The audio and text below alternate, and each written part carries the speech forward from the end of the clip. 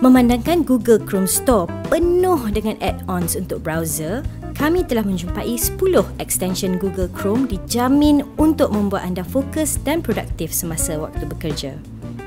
Adblock adalah extension Google Chrome yang paling popular dan ini dapat menghilangkan iklan banner yang annoying semasa anda melayari web. Adblock juga boleh digunakan dengan Safari, Opera dan Firefox. Chrome Remote Desktop secara teknikal bukan extension, tetapi ia memberi anda keupayaan untuk mengakses komputer lain. Contohnya, jika anda tertinggal fail di tempat kerja, sambungkannya dan dapatkan fail tersebut.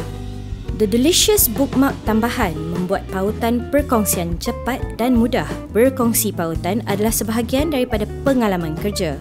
Delicious membuat tugas menjadi mudah.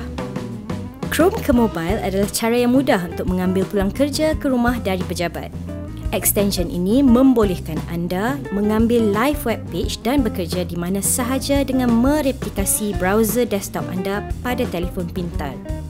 Google Mail Checker adalah extension yang sangat diperlukan untuk sesiapa yang menghantar dan menerima email setiap hari. Ia memaparkan berapa banyak email yang belum dibaca dalam inbox tanpa anda perlu klik tab ataupun semak setiap setengah jam. Mighty Text berfungsi sama seperti apa iMessage berfungsi untuk pengguna MacBook. Ia dapat menghantar teks dari komputer ke telefon yang lain. Extension ini memberikan anda notis apabila anda menerima message. Nimbus Screenshot adalah alat yang hebat untuk pengguna Windows. Ianya extension yang membolehkan anda mengambil screen grab secara mudah. Nimbus boleh menjadi alat yang hebat untuk berkomunikasi dengan rakan-rakan sekerja dengan menunjukkan secara tepat apa yang ada di atas skrin anda. Website blocker sangat hebat gunanya jika anda seorang yang sering terganggu dengan Facebook atau Twitter. Extension ini membolehkan anda untuk menyekat akses kepada domain tertentu untuk satu tempoh masa tertentu.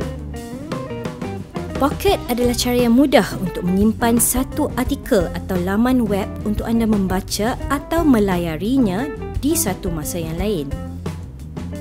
Cari mengikut image membantu anda mengenal pasti apa yang anda lihat online. Ia amat berguna untuk mengenal pasti lokasi atau tanda yang tidak dikenali. Ini semua akan menjimatkan masa dan meningkatkan produktiviti anda di tempat kerja. Selamat mencuba. Toodles!